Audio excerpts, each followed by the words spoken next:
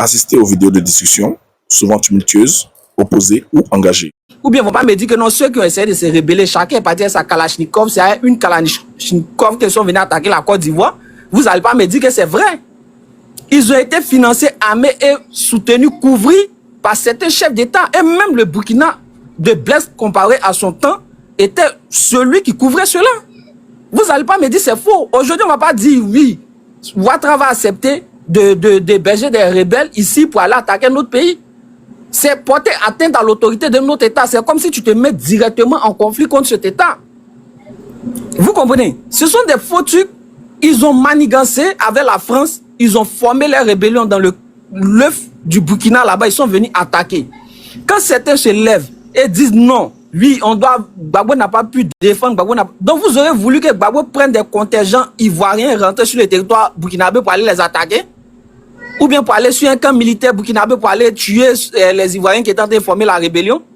Mais non, c'est pas possible. Pour aller dire. Oui, pour aller dire. Soyons, même si on n'a pas cette intellectualité ou bien on n'a pas de l'information, mais néanmoins, la logique voudrait que non, lorsque tu vas chez quelqu'un, tu demandes sa permission avant de rentrer chez lui.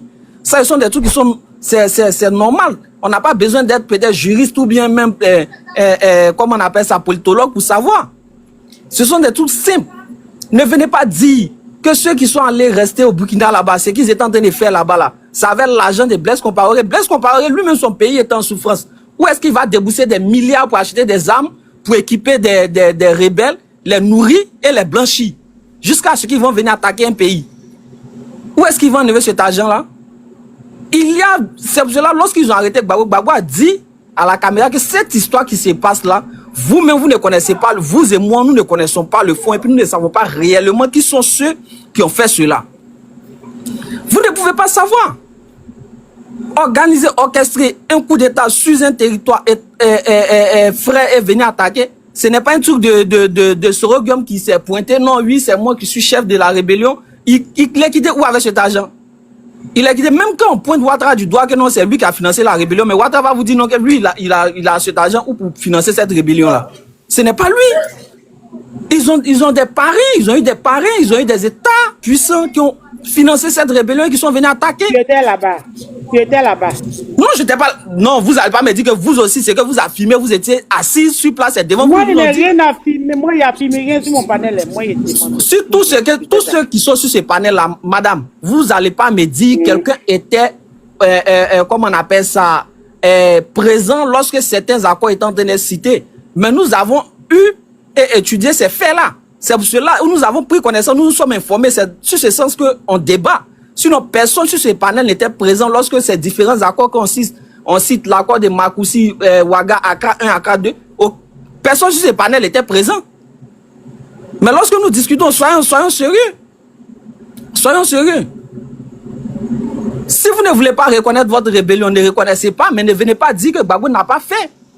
Lorsque Gbagbo dit, je pensais pouvoir acheter, il faisait comment on appelle ça, comment on dirait ça, ses concessions avec ses rebelles, pour qu'ils puissent se calmer. Lorsqu'ils ont ils ont allumé la flamme de la paix à Bouaké. Mais la flamme de la paix était censée faire quoi? C'était censé désarmer tous les rebelles. C'était censé désarmer tous les rebelles. On devait déposer les armes. Ils ont allumé la flamme de la paix. Mais pourquoi est-ce que d'autres ont gardé des armes et ont continué, ils sont restés, et lorsqu'ils ont proclamé les résultats de 2010, ils n'ont pas été d'accord et ils sont partis à une autre insurrection encore. Pourquoi? Il vous a tout donné, tout ce que vous avez demandé aux différents accords. Il a accepté, il a signé. Ouattara va être candidat, Ouattara a été candidat. On doit vous après vous avoir réintégré et puis vous avez reçu vos dûs, on doit vous radier. Vous avez tout dit, il a dit oui, ok, il n'y a pas de souci. Et puis nous sommes partis. Ils ont allumé la flamme de la paix. Nous sommes allés aux élections en 2010. Où est-ce que vous êtes ressortis encore? Pourquoi est-ce que vous êtes ressortis encore avec des armes pour venir attaquer, tuer les Ivoiriens? Dites cela. Dites que oui, on est venu tuer, on est revenu tuer parce que le résultat qui a été proclamé n'était pas en notre faveur, c'était pas ce qu'on voulait. C'est pour cela qu'on a refait une insurrection encore pour installer Ouattara. C'est simple. Vous pouvez m'arrêter là, merci. Motion. Oui, fais ta motion, on t'écoute. Oui, faut faire ta motion, on t'écoute. D'accord.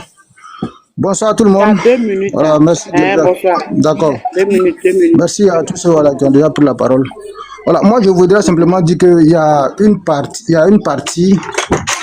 vérité que Voilà, peut-être que vous ne savez pas, que je vais peut-être ajouter pour que ces questions que les gens se posent là, ça puisse permettre à chacun quand même de comprendre. Au fait, les vidéos sont, parce qu'aujourd'hui, pour défendre Laurent Gbagbo, aujourd'hui c'est difficile, il y a trop de VAR. C'est pour cela qu'on dit un chef d'État ne doit pas parler beaucoup. Un chef d'État, ça parle peu. Maintenant, quand tu parles beaucoup là, aujourd'hui là, ceux qui viennent le défendre là, c'est difficile vraiment de défendre le président Laurent Gbagbo parce qu'il y a trop de VAR. Voilà. Je n'aurai pas le temps tout de suite là de pouvoir vous présenter les vidéos, mais les vidéos sont là, à fusion. Laurent Gbagbo étant opposant depuis les années 90 avec Houphouët-Boigny, avait besoin de moyens pour pouvoir faire la politique en Côte d'Ivoire. Et il est parti voir Blaise Compaoré. Ils ont eu un deal, Laurent Gbagbo et Blaise Compaoré, depuis les années 90. Blaise Compaoré lui donnait 20 millions chaque mois. En contrepartie, si Laurent Gbagbo arrivait au pouvoir, il devrait quand même lui permettre d'avoir des accès au port de San Pedro. Et deuxièmement, les 3000 Burkinabés qui vivent en Côte d'Ivoire ici depuis longtemps, Gbagbo Laurent n'a qu'à les naturaliser pour ne pas que ceux-là retournent au Burkina et créer un coup d'État pour les renverser. C'était le deal. Et depuis les 90... Attends, il y avait des exilés, un instant, il y avait des exilés en Côte d'Ivoire à cette époque-là, qui viennent du Burkina? Non. Oui, vous savez qu'en Côte d'Ivoire, il y a beaucoup d'étrangers burkinabés parce que Oufou avait mené une politique. Non. Ce que tu dis qu'ils devaient les naturaliser pour ne pas qu'ils aillent, ils retournent pour renverser Blaise Compaoré. Eux, je passe. Ils étaient exilés en Côte d'Ivoire ou bien? Je veux savoir. Oui, c'est des gens, quand on a eu l'indépendance là, ceux qui étaient déjà burkinabés, parce qu'avant les deux pays, il n'y avait pas de frontières. Il y a une partie des burkinabés qui sont restés en Côte d'Ivoire ici. Ils n'avaient pas les nationalités. Non, c'est pas ça ma question. Oui. Tu dis que Gbagbo et Blaise Compaoré, ils ont fait un deal pour que Gbagbo naturalise des burkinabés en Côte d'Ivoire, pour ne pas que ces burkinabés la retournent en Côte d'Ivoire demain pour pouvoir le renverser. Lui, Blaise, le renverser. Ma question est que ces Burkinabés qui devaient naturaliser, est-ce que c'était des gens qui étaient exilés en Côte d'Ivoire pour ne pas qu'ils retournent demain pour les exiler? Voilà ma question en fait. Ils n'étaient pas exilés, mais ils vivaient sur notre territoire. Voilà, ces Burkinabés-là vivaient sur notre territoire. Pourquoi ils devraient partir après renverser Blaise Compaoré? Pourquoi ils devraient Quand vous parlez, faites attention. Moi, j'ai des oreilles. Je viens. Voilà. C'est les paroles. Hein. Ce que je suis en train de vous dire, je peux peut-être après vous envoyer la vidéo. Pourquoi ces Burkinabés-là devaient repartir après pour renverser M. Blaise Compaoré? Parce que je veux je vais vous dire. C'est ce que je vais essayer de vous expliquer. Vous savez, un pays comme le Burkina, vous savez très bien, vous êtes en Côte d'Ivoire ici, vous savez très bien qu'il y a beaucoup de Burkinabés en Côte d'Ivoire. On parle de combien de millions de Burkinabés qui vivent sur notre territoire. Or, ces milliers de Burkinabés là qui sont ici depuis des années, si demain il arrivait que ces gens-là doivent retourner au Burkina, le président qui est au pouvoir aussi voit le pouvoir est menacé. C'était pour lui de se protéger. C'est-à-dire que ceux qui sont restés ici, il les naturalise pour ne pas qu'ils disaient demain l'envie de retourner au Burkina et tenter quelque chose contre lui. C'était pour se protéger. C'est comme ça que Blaise avait dit la chose. Et je vous dis que la vidéo est là, je n'invente rien. Je peux vous envoyer la vidéo. Peut-être que si vous voulez. Après, vous allez... ça passe pas. Bon, allez-y, continuez votre motion. Ok, donc je vous. Merci. Voilà. Ma motion était que il y avait un deal. Et le deal là, en contrepartie, voici ce que Laurent Gbagbo devait faire une fois arrivé au pouvoir. Et Blaise le finançait 20 millions chaque mois. Et que quand il est arrivé au pouvoir, il n'a pas pu honorer sa parole. Et lorsqu'il n'a pas voulu honorer sa parole, donc Blaise même était déjà fâché contre lui. Donc quand les Ibrahim et ses collègues qui sont fuis pour aller au Burkina sont partis, Blaise a voulu aider ces gens-là pour pouvoir venir déstabiliser Laurent Gbagbo. Donc ceux qui disent que un pays ne peut pas recevoir des militaires d'un autre pays, sachant que non, ils sont en train de se préparer à venir déstabiliser un pays, c'est pour vous dire pourquoi est-ce que Blaise a accepté de soutenir la rébellion. C'est parce que Gbagbo n'a pas respecté sa part de contrat. Parce qu'il y avait un truc, mais je vous dis que les vidéos sont là. Et c'est même pas un gars du Burkina qui parle, hein. C'est un gars dans le gouvernement de Laurent Gbagbo qui a fait cette vidéo. Et je vais peut-être vous chercher la vidéo, si vous voulez vous envoyer aussi pour que vous puissiez voir. Donc voici là où il y a eu le problème. Voilà. Et puis pour revenir, pour chuter, maintenant je vais dire que le pays là, un pays c'est une continuité. Ces sergents et ces caporaux qui avaient quitté l'armée en son temps là, ils ne sont pas partis de guetter. C'est quelque chose qui a fait qu'ils ont quitté l'armée. Et donc quand un président vient là, sachant que ces capitaines et ces caporaux-là, c'est des gens c'était pas n'importe qui, hein, c'est des gens qui étaient allés en Centrafrique, c'est des gens qui sont allés même à l'Union. Il y a un moment donné, il y avait une guerre quelque part là-bas, ils sont partis combattre là-bas, sont venus. Donc c'était des gens qui étaient surentraînés. Donc si tu viens au pouvoir, qu'on dit ces militaires-là sont pas dans les rangs là, ça doit t'inquiéter. Tu devrais d'abord discuter avec eux, faire la paix avec eux, mais pas les mettre à dos parce que c'est des gens qui étaient vraiment surentraînés. Et c'est ce que ça nous a envoyé dans le chaos. Voilà, donc c'est sa responsabilité. D'accord. Merci. Ok, anti-Cobroto, c'est anti-Cobroto qui écrit. Abandon Nina, bon. ouais, c'est moi. Anti-Cobroto, tu voulais faire une motion. Mais Nina, tu m'as dit qui? j'allais passer. C'est moi, non, c'est moi, j'avais une motion, non. Je voulais. Pour qui? Toi-même, là, tu demandes motion beaucoup depuis là. Tu as parlé, tu as fini de parler. Je demande, tu me donnes pas. Je demande, tu me donnes pas. Je demande beaucoup. Minutes, on t'écoute.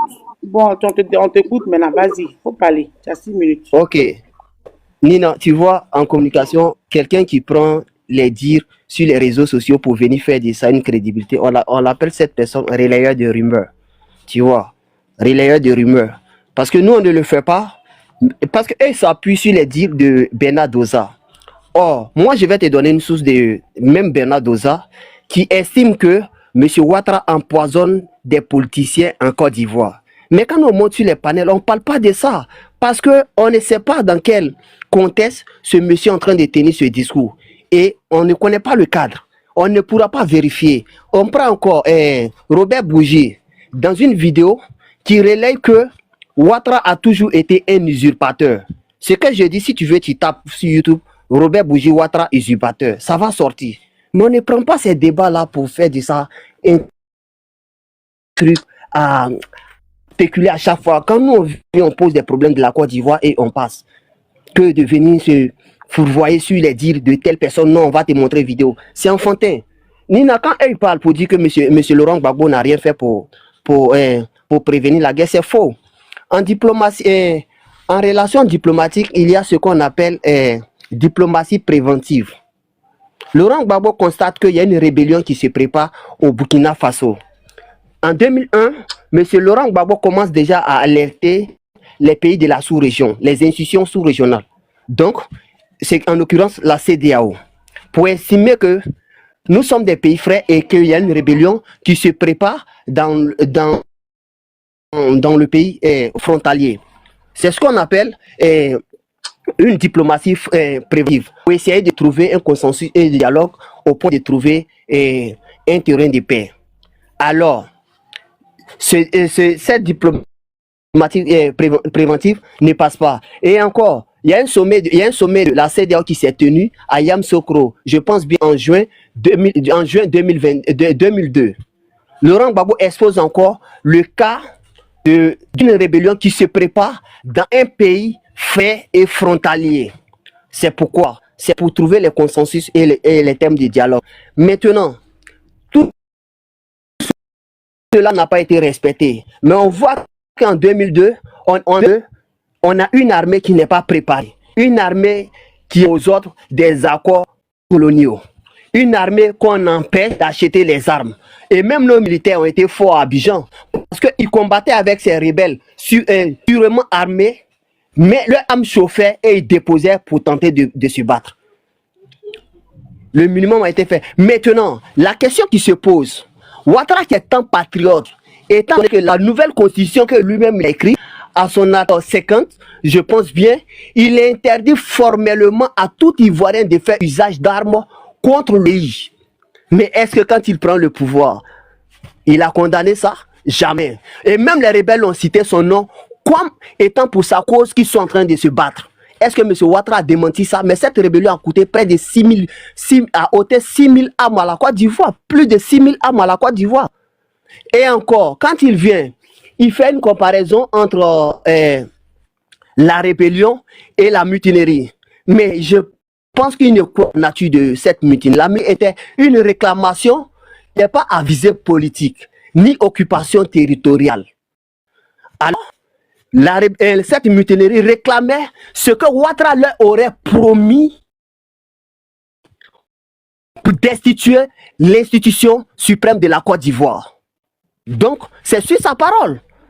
Et encore, il commet un délit. Non seulement il promet, il fait des promesses à une guérilla pour tuer des Ivoiriens. Et encore, il va puiser dans la caisse de l'État pour dérober des fonds pour payer ses mutins. Sur quel ordre? On parle de ça. Il y a des Ivoiriens, je ne sais pas de quelle génération qui viennent défendre cette thèse. Il a lutté pour un climat de paix. Quand tu promets des choses aux bandits, aux voyous, et que tu dois tu mettre à responsabilité. Lui, il a un fonds de souveraineté de 304 milliards. Pourquoi il ne prend pas ça pour couvrir ses dépenses? Et que c'est dans la trésorerie de l'État ivoirien qu'il puise. Soyons francs, ce monsieur est venu pour détruire la Côte d'Ivoire.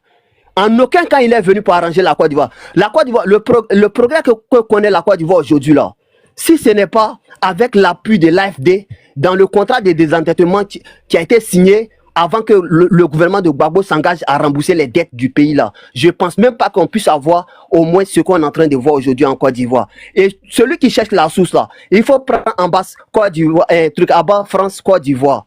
Tu vas voir les réalisations qui sont faites. Toutes les réalisations qui se font passent par un mécanisme. Et alors, jugeons-le sur ces promesses qu'il a fait.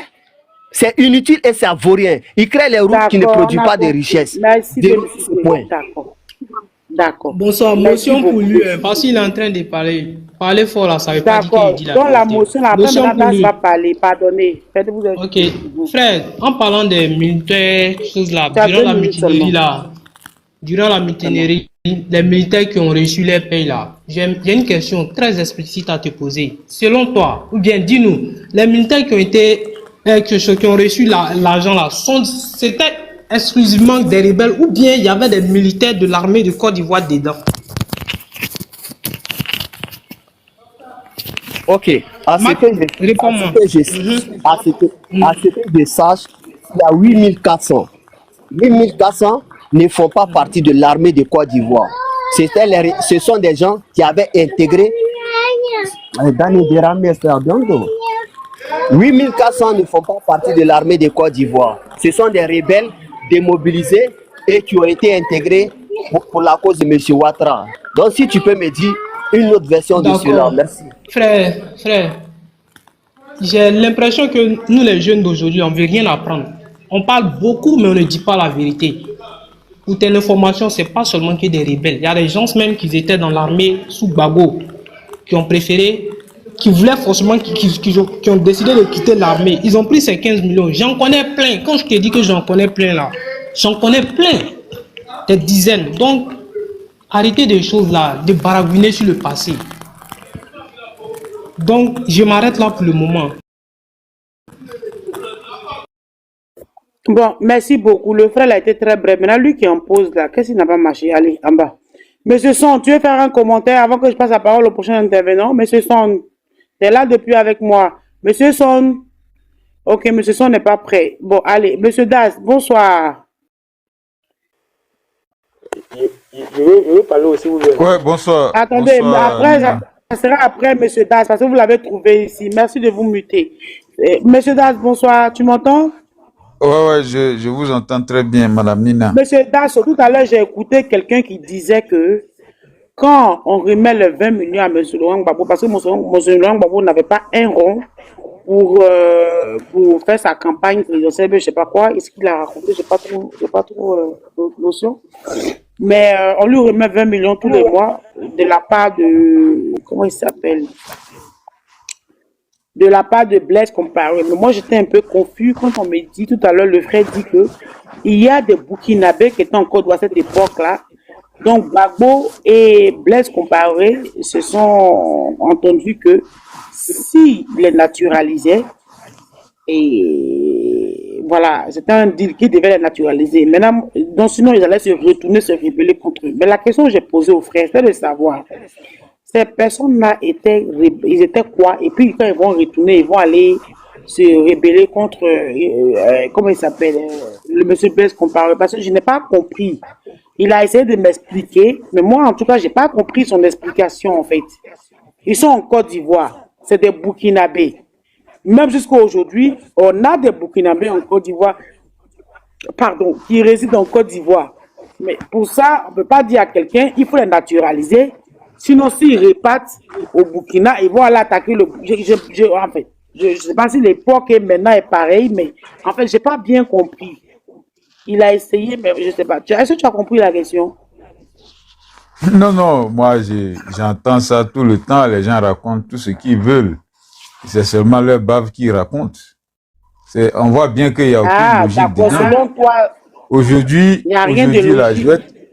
Oui, non, mais il n'y a rien de logique. Aujourd'hui, là, il y a plein d'Ivoiriens qui sont en France. La vidéo est là, s'il vous plaît. Monsieur, s'il vous plaît, fermez votre micro. Ça n'a aucune valeur, cette vidéo-là. Bernard Doza, là, excuse-moi, Nina. Bernard Doza, là, il occupait quel poste dans le gouvernement de Gbagbo? Il occupait quel poste? Bernard Doza, là. Il était dans quel ministère? Ou bien il occupait quel poste dans le gouvernement de Gbagbo? Alors, quand on vient on veut raconter, on veut utiliser des choses qui n'ont aucune source valable, c'est la désinformation. Et putain, quand on veut confronter ces paroles-là à la réalité, ça ne marche pas. Les Burkinabés, là, quittent le Burkina, ils viennent en Côte d'Ivoire pour chercher un mieux-être. Ces gens qui viennent là, il y a d'autres qui viennent travailler, il y a d'autres qui sont des agriculteurs, d'autres font leur commerce, ils font leur truc parce que peut-être ce qui est dans leur pays là, ils ne gagnent pas ça, ils viennent chercher un mieux-être en Côte d'Ivoire. Quelle est l'histoire que ces Burkinabés là aillent déstabiliser le président burkinabé qui est là-bas? Ça n'a aucun sens. C'est comme si les Ivoiriens aujourd'hui qui sont en France là, comme ils sont nombreux, le président français il est là-bas, comment on appelle ça? Le président ivoirien va venir maintenant voir le président français pour leur dire non, ceux-là, il ne faut pas qu'ils viennent me déstabiliser en Côte d'Ivoire. Ça a quel sens? Les Ivoiriens qui sont en France, ils sont allés là-bas pour chercher un mieux-être. Qu'est-ce qu'ils ont à faire à aller à revenir déstabiliser la Côte d'Ivoire? Ça n'a pas de sens. Donc, quand les gens, ils ont des bouts de vidéos et puis on dit que Blaise Compaoré voulait un accès au port de San Pedro. Mais le port de San Pedro, là, ça appartient à l'État de Côte d'Ivoire. Je rappelle que le port, là, a été créé depuis 1973. Ce port-là, le port de San Pedro, là. Le port, là, n'est pas fermé au Burkina Faso. Si le Burkina Faso veut utiliser ça pour importer des choses ou bien exporter des choses, c'est ouvert.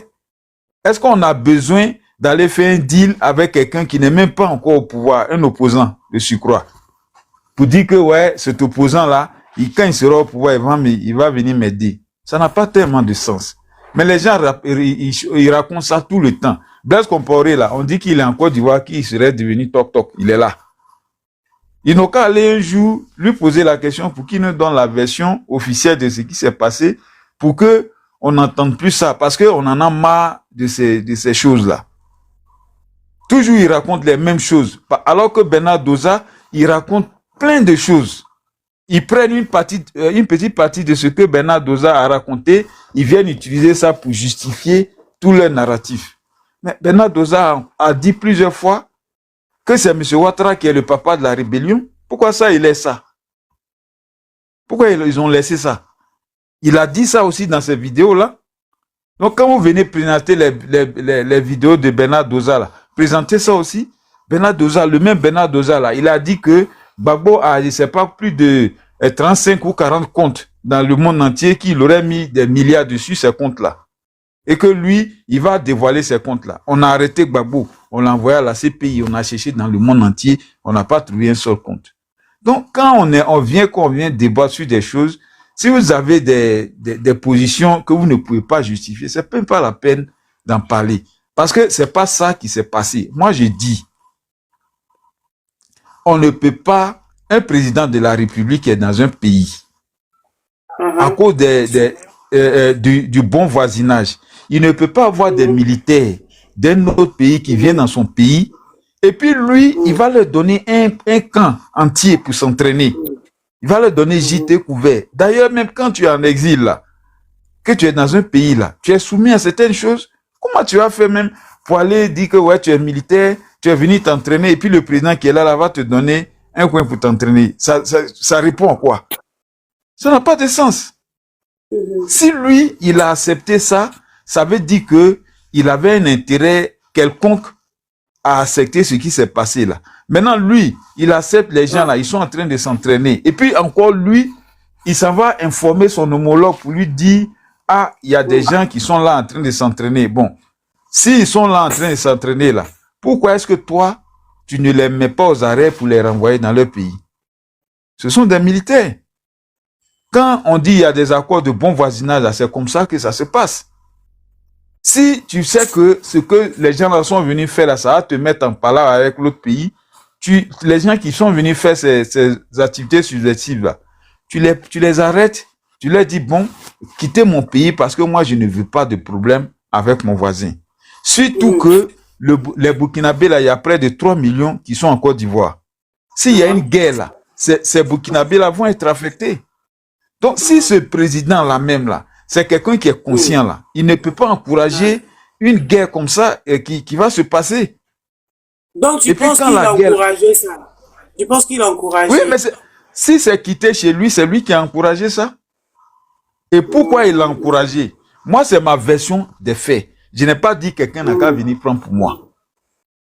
J'ai dit que c'est la France qui a demandé à Blaise Compaoré, d'autorité, qui lui a demandé d'héberger ces gens-là pour monter cette rébellion-là pour aller attaquer la Côte d'Ivoire. Parce que les rébellions, les coups d'État, là, la France elle-même en a fait beaucoup. On connaît Bob Denard, il a déstabilisé plein de pays en Afrique pour le compte de la France. La France a armé ce même Bob Denard là dans les années 76. Ils sont allés, ils partaient pour déstabiliser Mathieu Kérékou au Bénin. Parce que Kérékou avait des relations diplomatiques avec la Russie. Il est allé, quand ils sont arrivés sur le tarmac de l'aéroport, les gens les attendaient et ce jour-là, ils les ont arrêtés. Ils ont dit à certains, ils ont arrêté certains. Mais ils partaient faire ça pour le compte de qui? C'était pour le compte de la France. Ça, tout le monde le sait. Mais on est là, on dit que IB et Soro Guillaume, pour des choses qui ont coûté des milliards, c'est eux qui ont financé. Celui qui veut croire ça peut croire. Mais moi, j'ai dit que ce sont des histoires.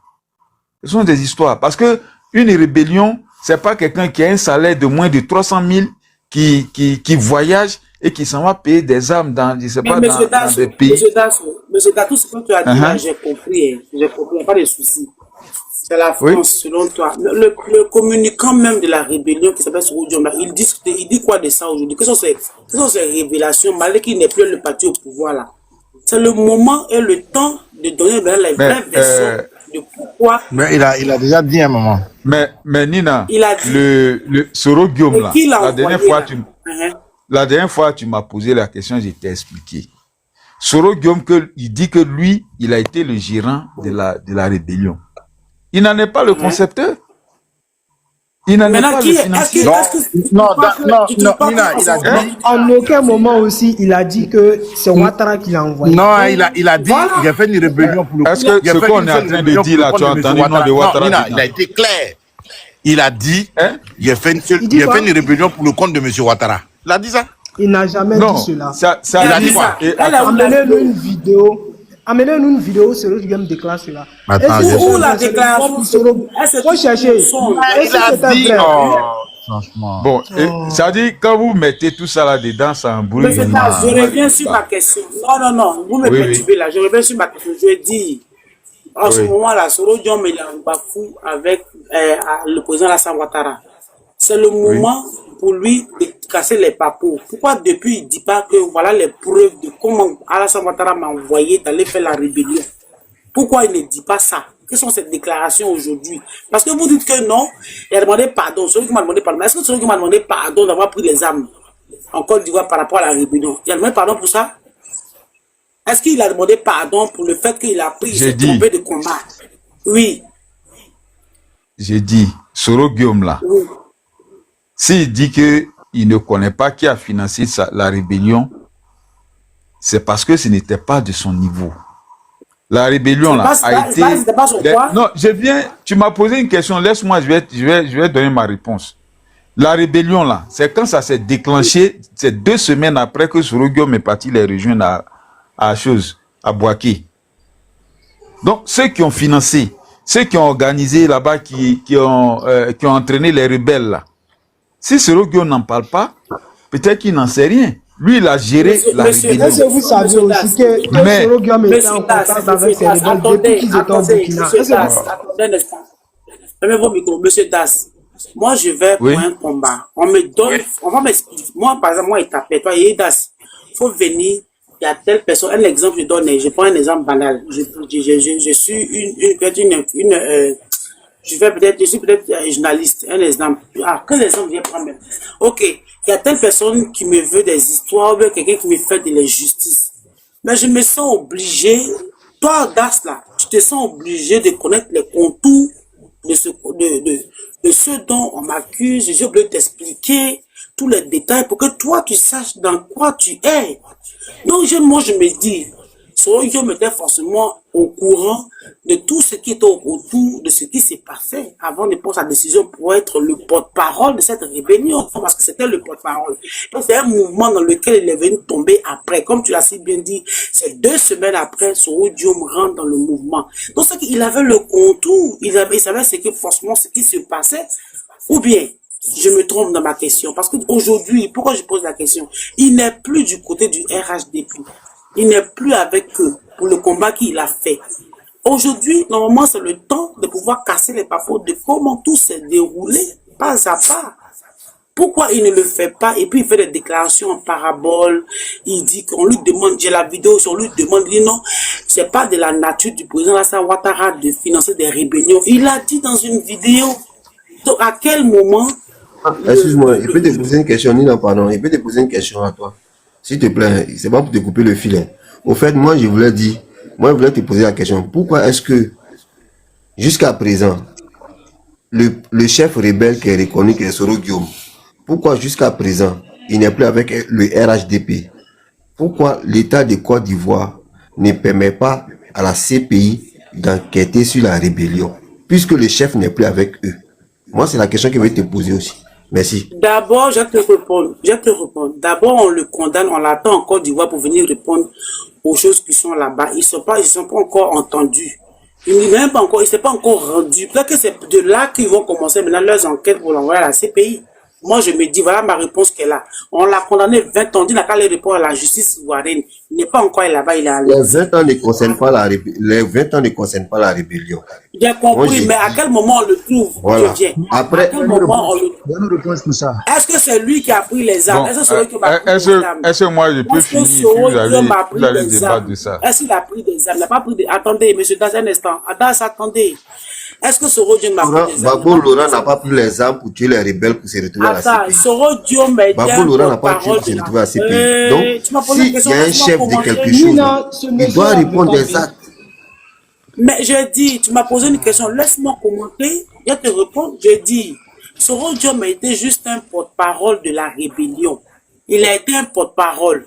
Et le porte-parole, là, avant d'être porte-parole d'une cause, là, on demande les contours. Il est forcément au courant de ce qui s'est passé avant qu'il aille faire ce combat-là. Donc moi, je dis simplement qu'à l'heure où on est là, on dit son avion a failli le dire. On dit qu'il a failli déstabiliser le pouvoir en place. Mais pourquoi à ce moment-là, Soro Guillaume ne casse pas les papeaux? Et puis jusqu'à aujourd'hui, il trouve des paroles, il dit des choses, des déclarations qui n'accablent pas le président de la République. C'est ce que moi je sens qu'il dit depuis. Parce que vous l'accusez, vous dites que c'est la France qui a utilisé les rebelles en Côte d'Ivoire pour ceux qui ont financé sur IB, ceux qui ont financé Blaise Compaoré au Burkina pour pouvoir faire la rébellion. Mais Soro Guillaume qui était le porte-parole, lui il vit, IB Adja. Mais lui, il est l'auteur principal de la chose. Enfin, il est le témoin oculaire aussi de la rébellion. Pourquoi il n'accuse pas Laurent, comment on appelle ça, Blaise, le président de la République? Il dit pas que oui. Mais s'il a dit cette déclaration, il l'a faite. Mais elle est où? Faites-nous écouter ça. Monsieur, montrez-nous la déclaration. Oh, monsieur. La diffamation. Non, moi je veux entendre ça. Quelle diffamation même? Il y a diffamé Ziki. Non, s'il a dit, il faut donner la vidéo. Madame Mais ce Soro, sont dans les croches parties. Attendez, j'ai pas de deuxième portable. Le croche party, les croches parties là. Je donne les indices, hein. Les croches parties. Et avant les croches parties, même, il est passé à, qu'on appelle, quand il faisait sa tournée dans le Nord et tout. Il a fait des déclarations, mais de façon claire. Il a dit, il est responsable d'une rébellion et cela, il l'a fait pour le compte de M. Ouattara. Clair! Je mets tout le monde au défi. Mais je l'ai fait. Déclaration, il a fait dans moi, je te mets au défi dans cette déclaration. C'est ton défi, frère. Je l'ai fait pour le président Alassane Ouattara.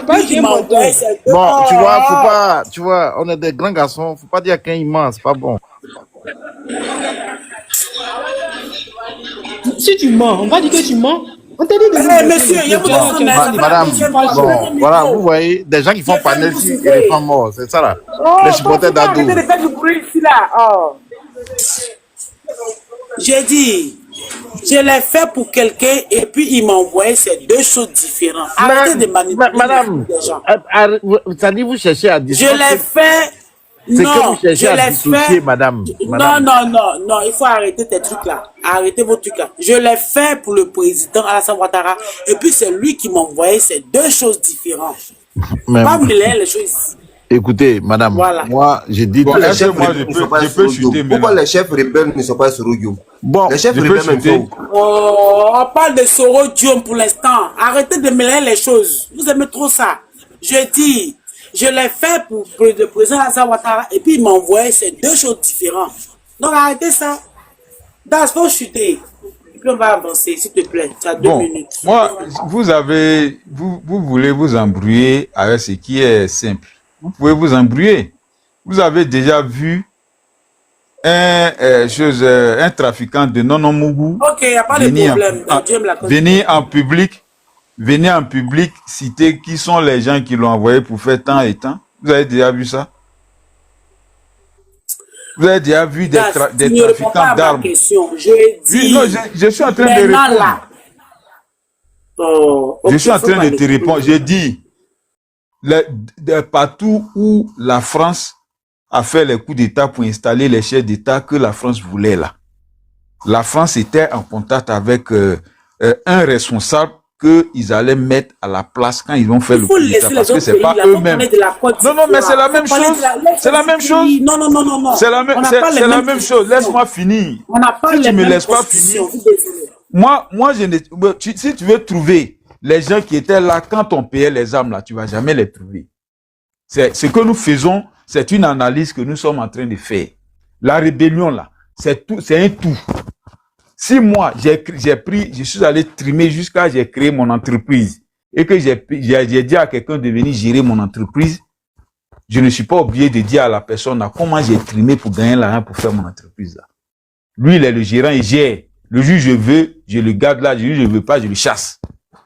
Donc, si tu viens demander à celui-là, comment est-ce que la société là a été construite, il pourra jamais te dire. Bonsoir. Quand on fait les débats, il faut savoir où on va. Il y a une rébellion qui a été organisée. Ceux qui avaient les moyens pour organiser cette rébellion-là, c'est la France et ses multinationales. C'est eux qui ont donné l'argent pour financer la rébellion. Même le président Ouattara dont les gens parlent là, c'est un petit maillon dans la chaîne. Peut-être que lui, quand tout ça là allait finir, on allait le mettre comme président, c'était tout. Sinon, lui-même là, il n'a pas les reins solides pour sur le plan logistique, pour déplacer tous ces armes-là d'un pays à un autre et puis organiser tout ça là pour que des gens viennent attaquer un pays. C'est pas des choses qui sont faciles. Pour dire qu'on va attribuer ça à quelqu'un. C'est pas facile.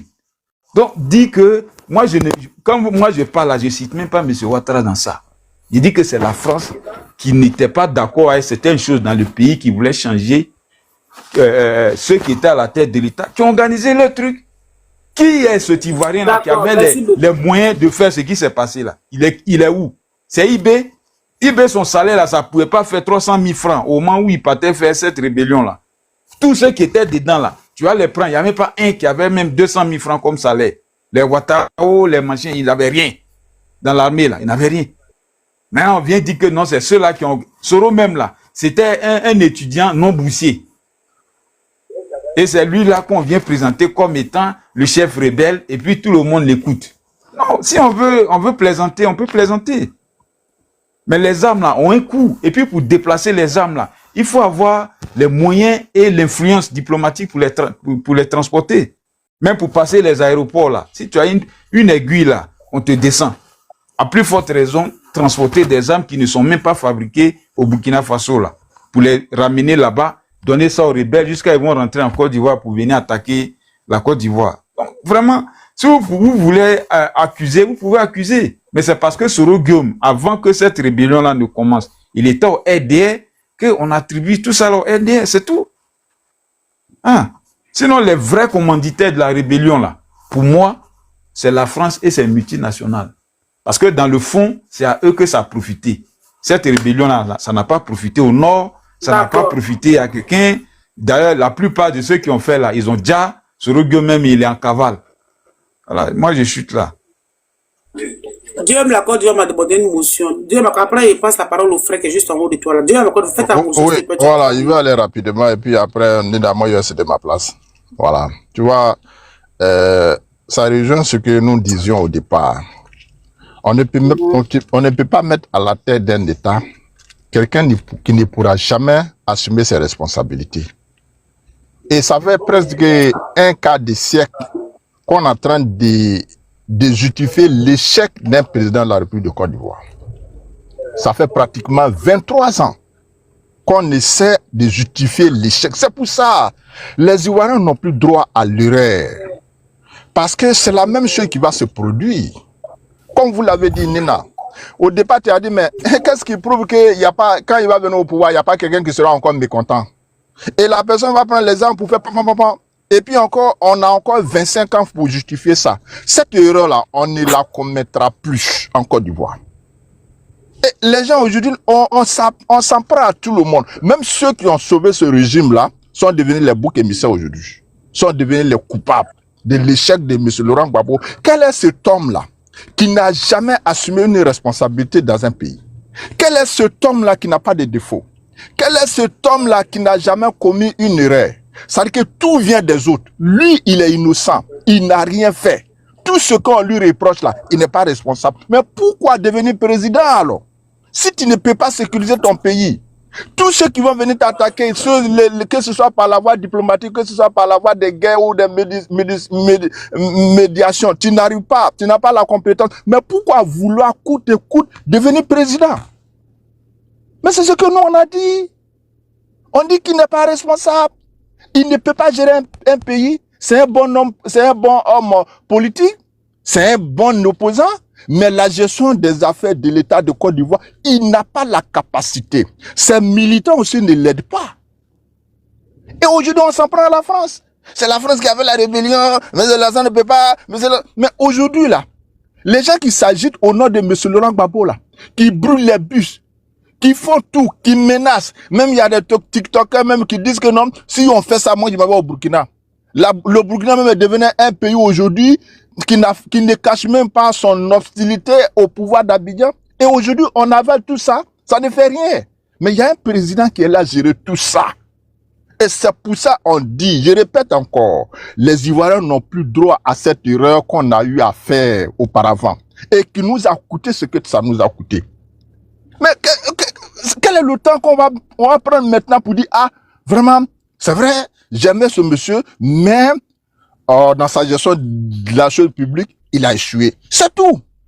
Et je vois les gens ici, on ne peut pas comparer une mutinerie à une rébellion. Ça commence par comment? Vous vous rappelez de 23 à 24 décembre 99? C'était un jeudi. Moi, je me rappelle.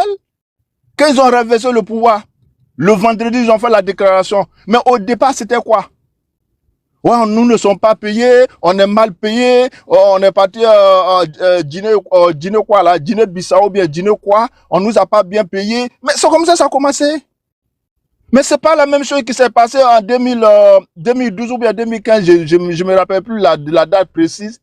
Mais ils ont dit qu'ils n'ont pas encore perçu leur salaire. Les promesses qui leur ont été faites n'ont pas encore été respectées. Et pour ça, ils ont fait la mutinerie, ils ont paralysé toute la ville. La promesse faite par qui? Les promesses faites par qui et pourquoi? Mon frère, pourquoi vous avez cette habitude-là d'être indiscipliné comme ça?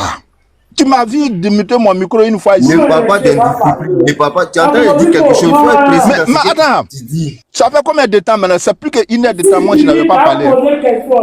Est-ce que je me suis démuté? Tu vois que tout ce que vous disiez là, ça me plaisait?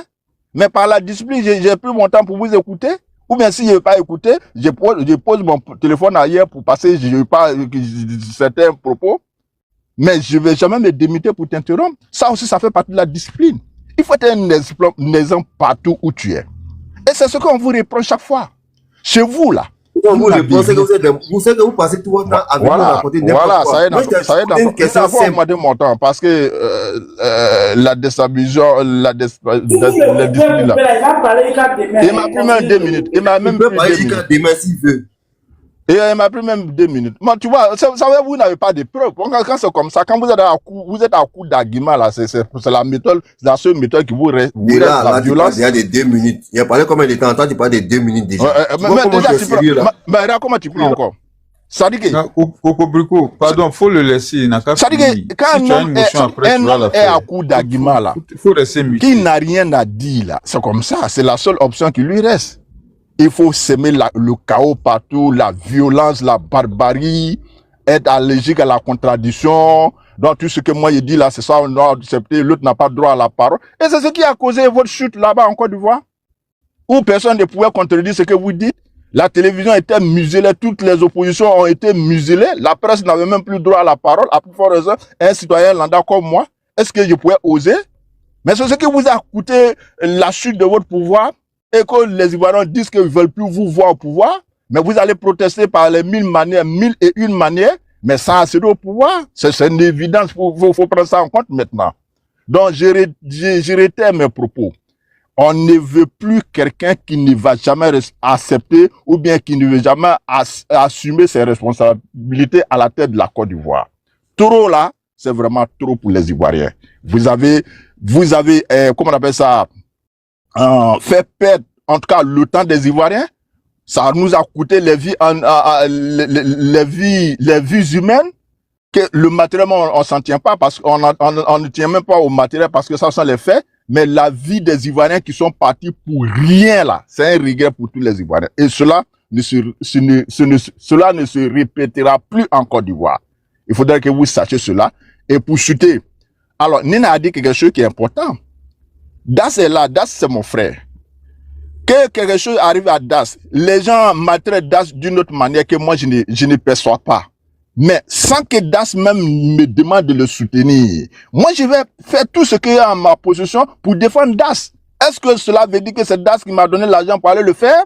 Est-ce que ça veut dire que c'est Das qui est mon complice? Non, parce que je vois qu'il y a une injustice qui est en train d'être faite à Das, mais je vais le défendre, comme Das l'a fait d'ailleurs. Tout à l'heure, Das m'a dit, Daddy, de fermer ton micro. Est-ce que c'est moi qui ai dit à Das de dire ça? Mais il a vu qu'il y a des choses que tu es en train de faire aujourd'hui là, qui ne sont pas bonnes, dont Das se voit dans l'obligation de défendre son frère. Dieu aime Côte d'Ivoire. Est-ce que cela veut dire, moi j'ai donné de l'argent à Das? Est-ce que cela veut dire, moi j'ai appelé Das de me défendre? Alors donc c'est comme ça, la vie là, il n'y a rien d'extraordinaire. Il faut suivre seulement la logique. Toi, Coco Bicro, qui ne veux même pas me laisser parler là, moi je ne vais jamais te voir dans une situation compliquée, à moins que je n'ai pas les possibilités de te défendre. Sinon, je le ferai. Mais ça ne veut pas dire que c'est toi qui m'as encouragé à le faire ou bien tu m'as donné quelque chose pour te faire. Non, je te soutiens parce que nous sommes tous les humains. L'injustice là, on la combat partout, même si ça ne te regarde pas. Merci beaucoup les frères. Je vais chuter à ça tout à l'heure. Je vais descendre pour céder ma place. D'accord, Dieu ma Côte d'Ivoire. Écoute cette vidéo là avant de passer la parole à Alassane Fofana. Il peut faire une motion. Je viens, tu vas faire ta motion. Tu vas faire ta motion, j'arrive. Je vais écouter une vidéo. Et puis il va me dire est-ce que c'est avéré? Attends. Cette vidéo là où je l'ai mis même. Tu as vu la vidéo Dieu m'accorde, tu te rappelles de la vidéo où l'imam là parlait, puis il dit que tu connais l'imam là, non? L'imam qui parlait, qui disait que on veut pas laisser Alassane être candidat parce que c'est un gars du Nord. Tu as vu la vidéo? Est-ce que tu as vu la vidéo? Bon, comme il y a tellement de vidéos, bon, je n'ai pas. Attends, la vidéo là, c'est un imam. Il dit, attends. C'est Idriss Koudous. Idriss, voilà, il s'appelle Idriss Koudou. Tu te rappelles de ses propos? Koudou était l'imam de Pabodé, voilà, à l'époque. Je vois. Et dit, voilà, il a dit que... il a trouvé. Ok. Attends, il vient, il a trouvé. Attends, on écoute. On écoute. Tu as là, tu as te rappelé. Voilà. Ouais, ça. Ouais, vous maintenant, pourquoi ça ne joue pas? Attends un instant. Idriss Koudou. Voilà ça. C'est une valeur. Écoutez, hein. Voilà. Mais on a écarté Alassane parce qu'il est du Nord, il est musulman. Exclu à cause de son appartenance à l'islam, ou un gars du Nord soit exclu. Personne ne va accepter ça. On n'a pas écarté. Mais Diable la Côte d'Ivoire, tu penses que c'est une analyse propre à lui qui fait là, ou bien c'est des faits qu'ils étaient là? Est-ce que tu penses que le président Alassane Ouattara était victime de ce dont il parle là? Monsieur Diable la Côte d'Ivoire. Mais Nina, ça dit, pour analyser une situation, il faut regarder l'orientation même de l'aspect politique en Côte d'Ivoire. Comment est-ce qu'on peut comprendre quelqu'un qui a été Premier ministre, qui est venu sauver toute une nation, un pouvoir comme le pouvoir d'Houphouët-Boigny qui était en difficulté avec les opposants, la société même était en ébullition, et quelqu'un qui est venu sauver tous ces aspects, qui a fait tout pour faire prospérer la paix en Côte d'Ivoire. Comment est-ce que vous pourrez comprendre que ce monsieur-là, du jour au lendemain, on vient dire ici que lui-là n'est plus ivoirien? Pour quelle raison? Et ses partisans, parce qu'ils ont une acquaintance avec lui, et même ses partisans en payent les prix. Mais ça demande beaucoup d'interrogations. Donc ça donne raison à tous ceux qui font les analyses. Est-ce que c'est parce qu'il appartient à une telle communauté qu'il est marginalisé comme ça? Parce que ces partisans aussi ne font pas l'exception. Ils sont aussi victimes. Donc, ce sont les analyses qui sont légitimes. Ça ne veut pas dire que c'est juste à 100%, mais ce sont les analyses qu'on peut donner crédibilité à cette thèse-là. Voilà. Donc, pour répondre à ta question, en tout cas, moi, je donne du crédit à cette analyse, à cette époque, hein, parce que c'était vraiment paradoxal. Quelqu'un qui est venu sauver un pays, le premier président de la République n'a jamais mis sa nationalité en cause, il est venu sauver tout un peuple, et puis parce qu'il a les ambitions politiques, de facto, il est devenu étranger. Mais quelle analyse que tu pourrais faire à cette époque-là, sans prendre en compte ce que l'imam là venait de dire? Voilà, merci Nina. Moi, je vais descendre. D'accord, donc ma dernière question pour toi, avant que tu ne chutes, dis-moi.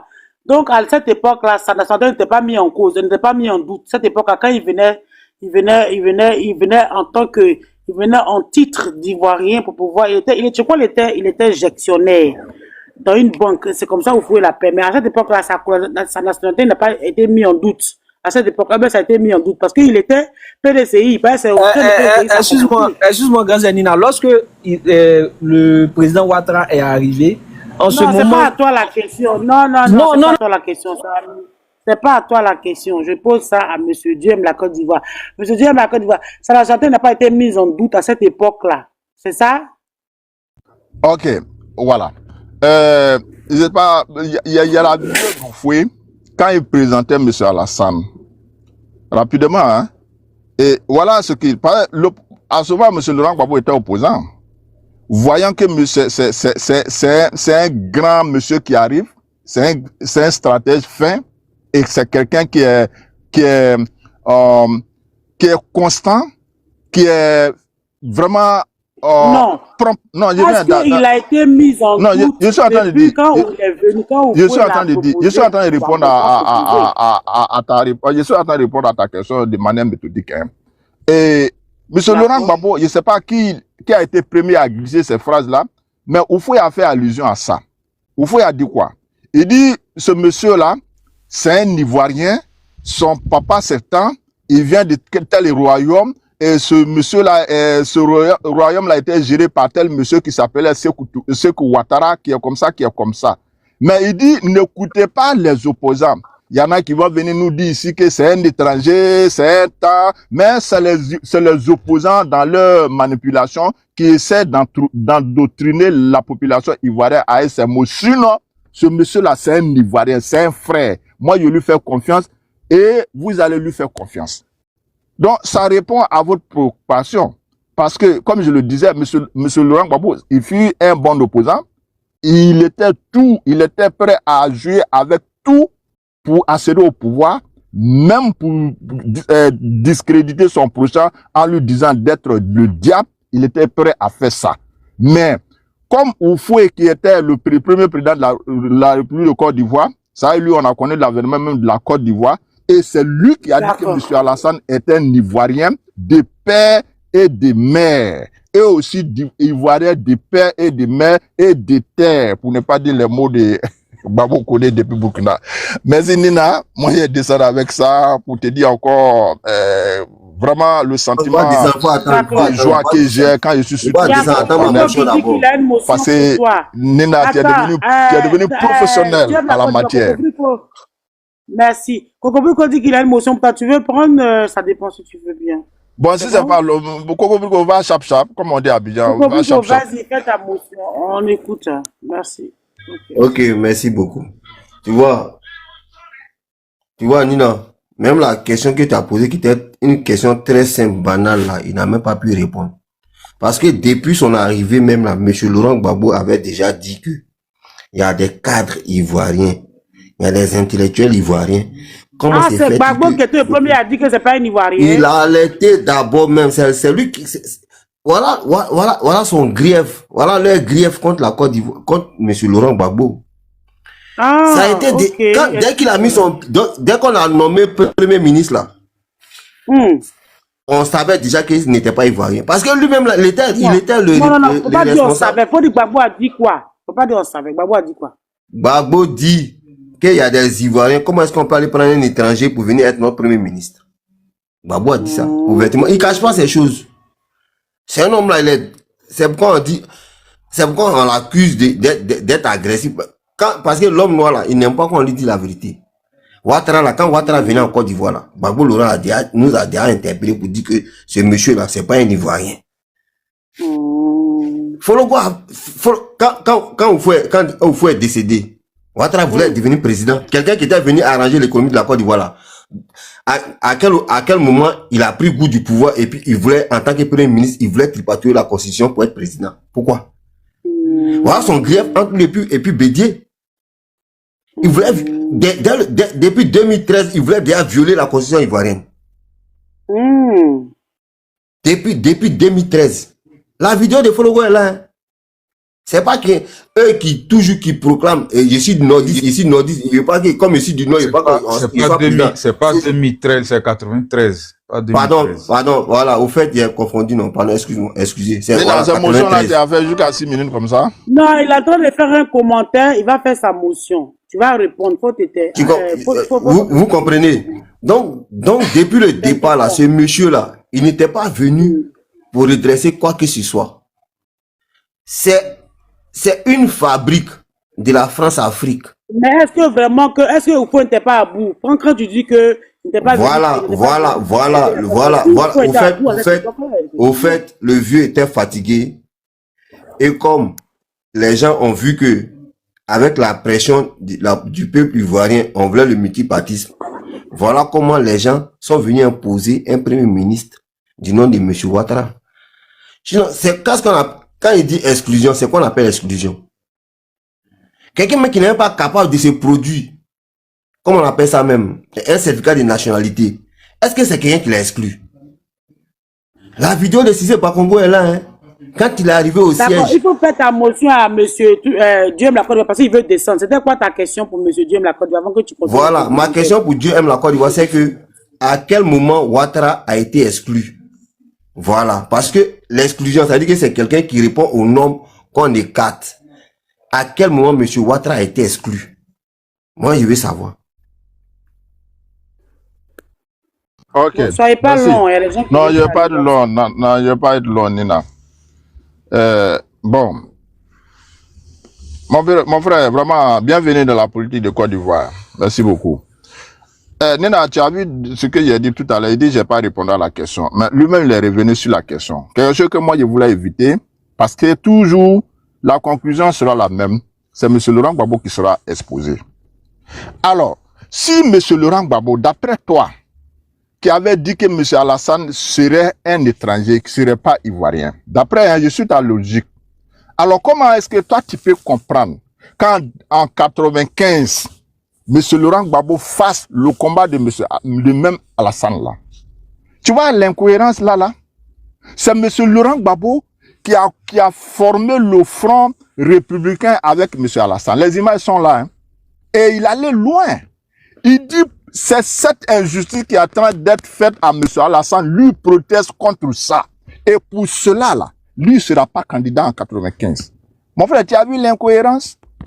C'est pour ça, nous... Il n'y a pas d'incohérence. Moi, quand il a dit ça, qu'est-ce que le PDC a dit? Laisse-moi répondre. Quand il a dit ça, le PDC a dit quoi? Laisse-moi répondre. Quand il a dit ça, le PDC a dit quoi? Ah, vraiment, votre manière de mener le mal. C'est fatigant. Ah, tu as posé la question, il veut répondre, on le laisse aller au bout de ses idées et puis après... Si la politique c'est Kokobriko, parce que politiquement, je ne suis pas d'accord avec lui, pour Kokobriko, c'est un étranger, tant en temps, les gens peuvent me suivre. Mais si demain, maintenant... Il faut l'écouter, s'il finit, tu vas répondre, arrête de le couper. Demain, je dis encore, non, Kokobriko, non, c'est l'injustice ils sont en train de faire une injustice à Kokobriko, je le soutiens vraiment par rapport à ça même, pour protester contre ça, moi, je ne serai même pas candidat. Et j'assume ma responsabilité, je ne suis pas candidat pour soutenir Kokobriko. Quelques années encore, je reprends une autre posture. Qu'est-ce que je suis devenu? Simplement, je suis un homme incohérent. Et c'est ça là, c'est difficile à comprendre ça, frère. Donc, pour résumer, je vais vous dire, M. Laurent Gbagbo, c'est un bon opposant, comme je l'ai dit d'ailleurs. Il était prêt à utiliser tous les moyens, même pour détruire son propre pays, même considérer son papa, sa maman comme les diables pour accéder au pouvoir, il était prêt à le faire. Mais ça n'a pas marché. Si jusqu'à présent, vous n'avez pas tiré les leçons, qu'est-ce que je peux faire pour vous? Je ne peux rien. Je ne peux qu'exprimer mes sentiments pour vous essayer à ma manière de vous convaincre. Mais si je ne peux pas, c'est le seul moyen qui me reste. Donc, je vais chuter à ça pour vous dire merci. C'était un grand plaisir de participer à ce grand débat, comme toujours d'ailleurs. Et on va se croiser ici encore pour une prochaine fois dans un autre débat. Et bonne soirée à tout le monde. Bon début de semaine. Non, ne parle pas. Bonne soirée à tout le monde. Tu n'as pas répondu à ma question. Non, j'ai d'autres préoccupations à faire, frère. Non, oui, je sais que tu as une préoccupation. Voilà, nous, on a d'autres choses à faire. Après, on vient faire le débat de notre chérie Nina. À quel moment M. Ouattara a été exclu? Mais sa candidature a été exclue à tout moment. Toi, tu ne sais pas? Non. Mais attends. Mais tu as posé question, je suis en train de répondre. Tu dis le moment, non? En 95, là, ils ont taillé les lois à sa mesure. Que disait la loi? Que disait cette loi? La loi disait quoi? mais attends.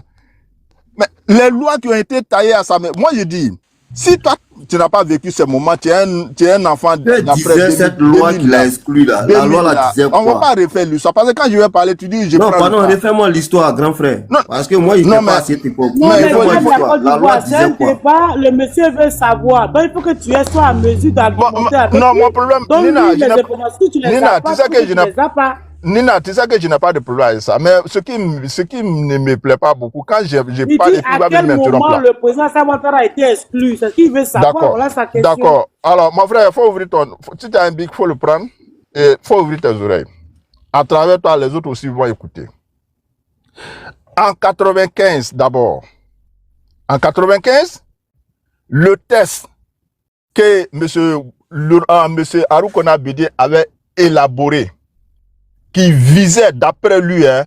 Laurent Gbagbo, M. Alassane Ouattara, mais qui n'était même pas concerné d'ailleurs. Je ne sais pas si tu te rappelles. Ils sont en train de te refaire l'histoire comme ça.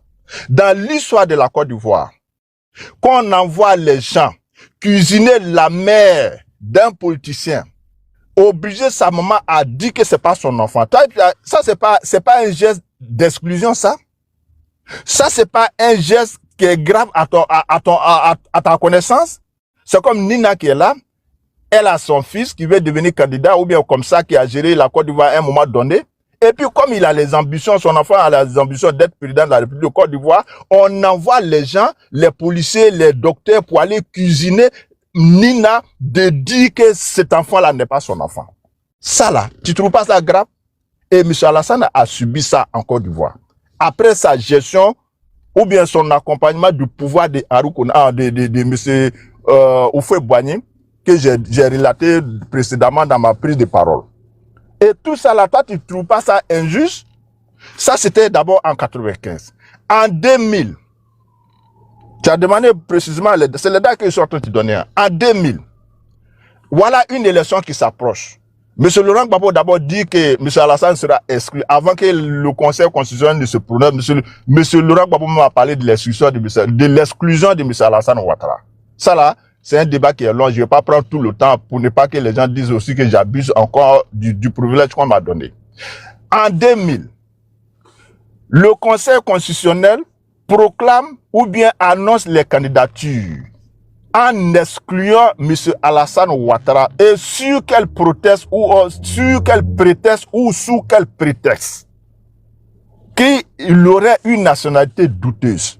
Et nous tous savons tous, même ne pas être juriste, on le sait ça, ce sont les fondamentaux de la justice. On dit le doute profite à l'accusé. Et en Côte d'Ivoire, on allait à l'encontre de ces principes-là de la justice. On dit, M. Alassane, il a une nationalité douteuse, du coup, il n'est pas éligible. Sachant même que dans le principe de la justice, quand il y a un doute quelque part, mais celui dont on doute là, il profite de ce doute-là.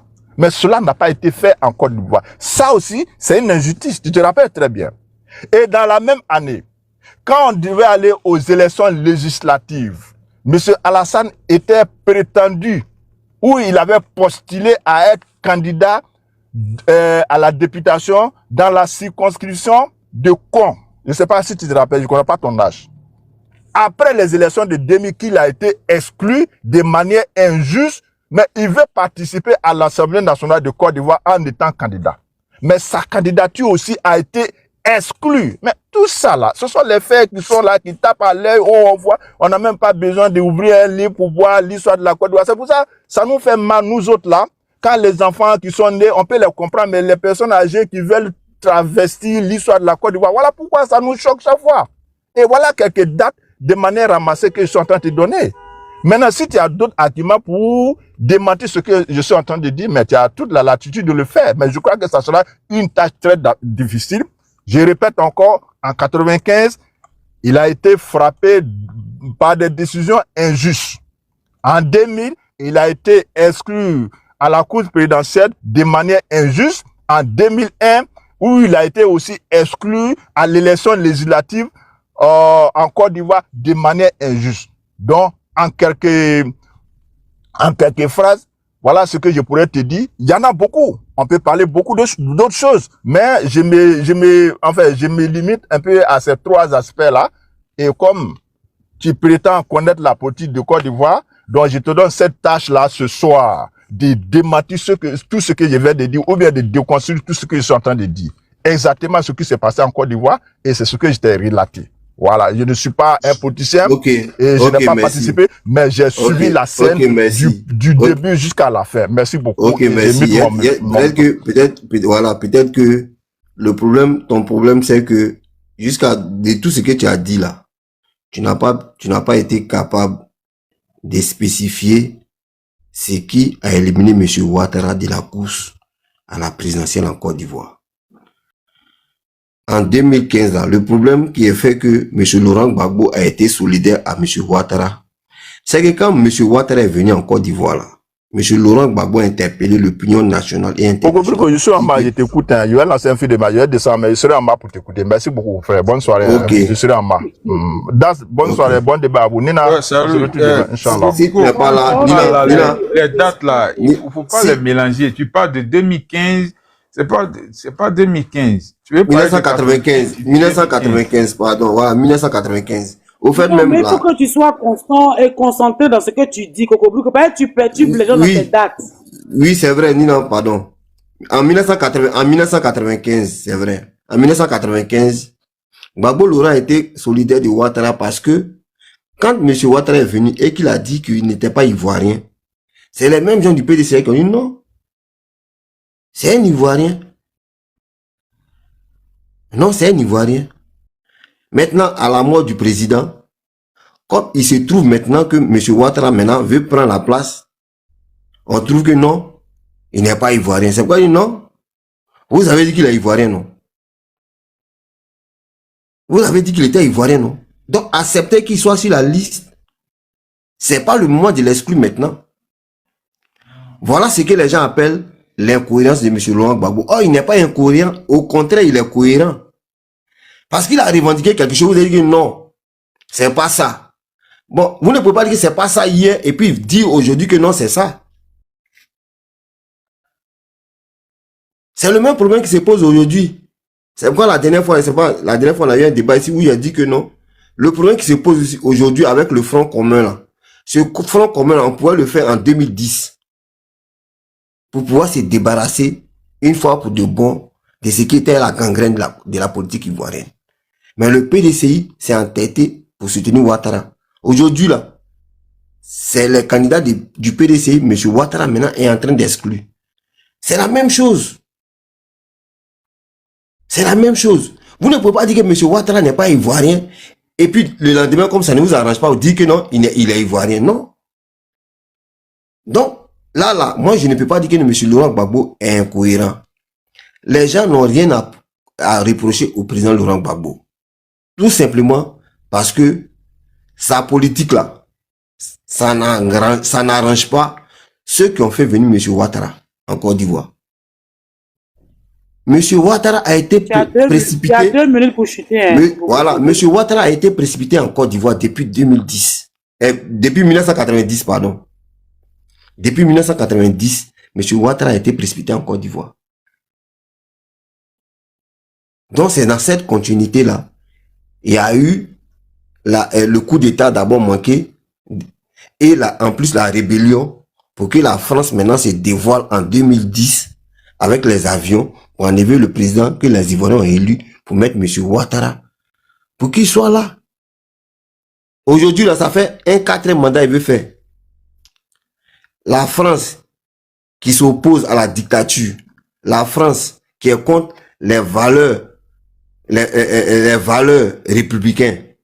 Aujourd'hui, il ne reproche rien à Ouattara. Pourquoi? Parce que c'est les pions. C'est pourquoi tout à l'heure, tu étais en train de dire que non, Soro Guillaume, c'est pourquoi tu dis que Soro Guillaume là, il était en exil en France. On pouvait l'arrêter en France. Mais ils ont préféré le chasser, l'éteindre quelque part, l'assassiner quelque part, pour ne pas qu'il y ait des traces. Sinon, si Soro Guillaume était le véritable responsable de la rébellion, je t'assure qu'aujourd'hui, là, il serait en prison. Voilà. Donc, derrière Ouattara, là, c'est la France. C'est la France-Afrique. C'est pourquoi il se permet tout ce qu'il veut. Et c'est pourquoi ces gens-là ont le courage aujourd'hui de venir nous dire ce qu'ils veulent sur les panels. C'est par là qu'ils voulaient chuter. Merci.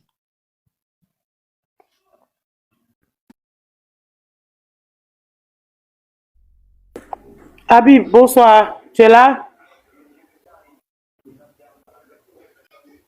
Monsieur Habib, vous êtes là? Monsieur Habib, vous êtes là? Madame KGB, bonsoir.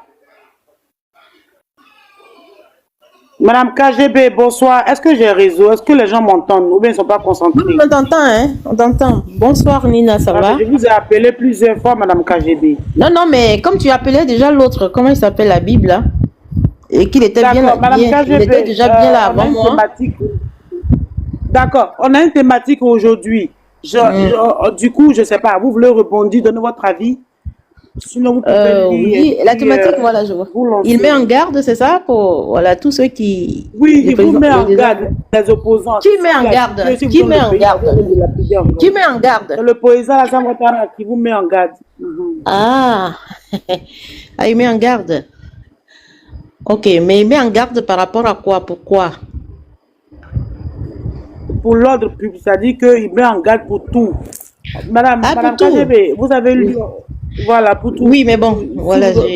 Non, mais voilà, en fait, il met en garde, mais je ne savais pas trop de quoi il s'agissait, si c'est de l'ordre et tout ça et tout. Je mets le titre. Oui, mais bon, en fait, de toutes les façons, c'est récurrent dans ces jours-ci.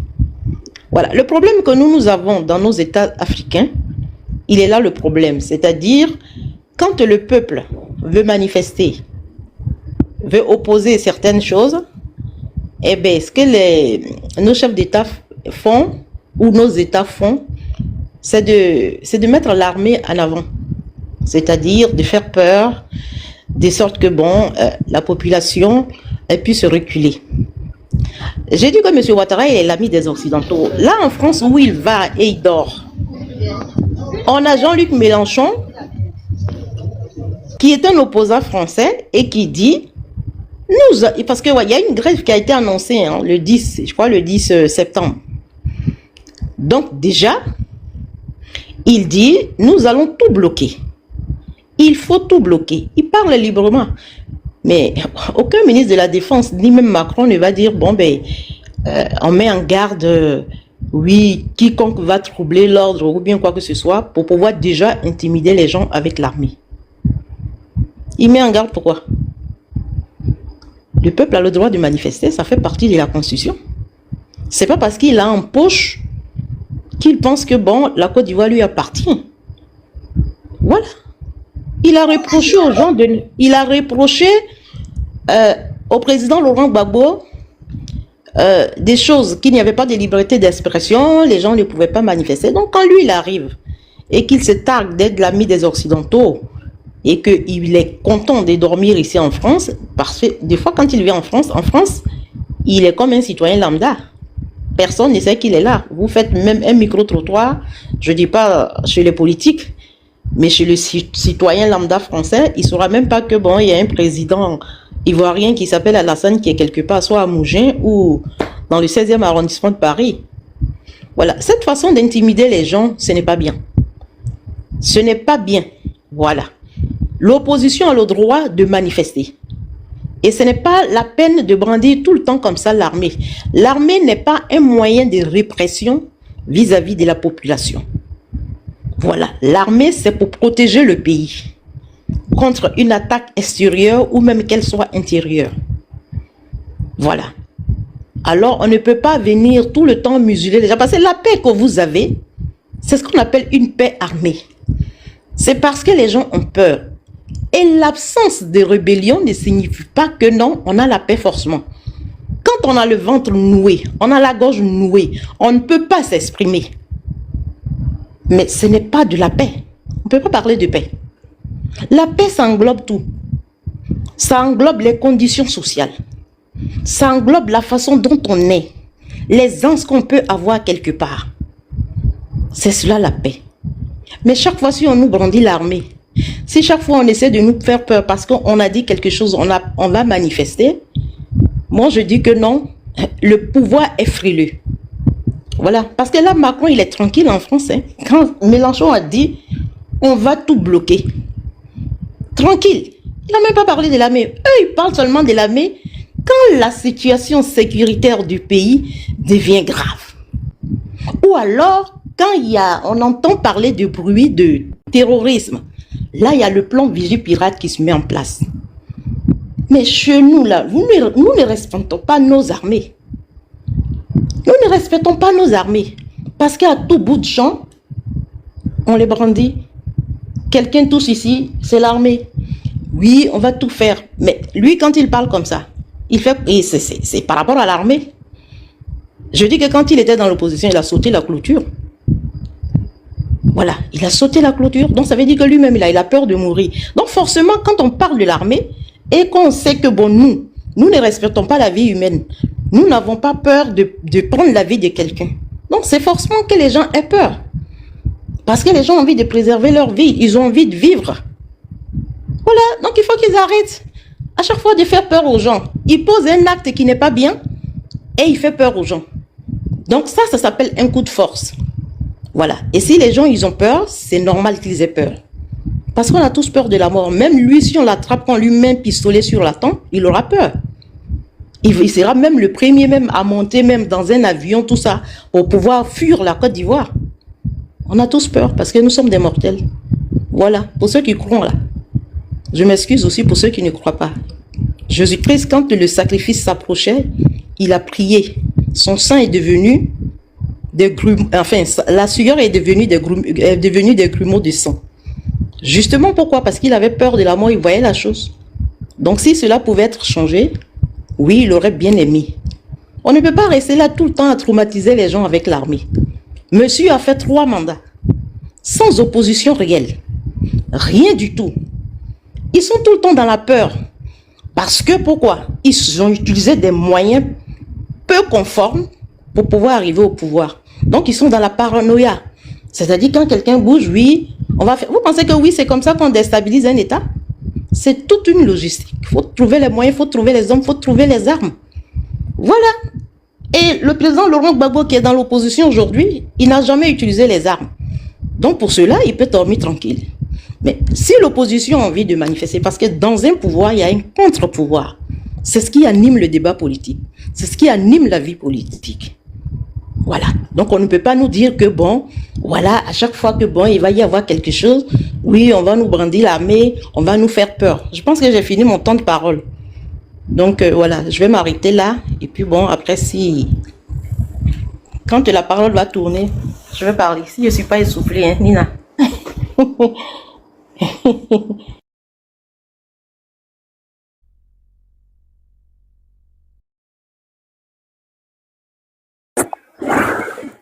Ok, merci à Madame KGP pour son avis sur le sujet. Merci beaucoup. Les amis, tapotez le live s'il vous plaît. Merci de partager et tapoter. Alors, monsieur Moussa Le Baza, bonsoir.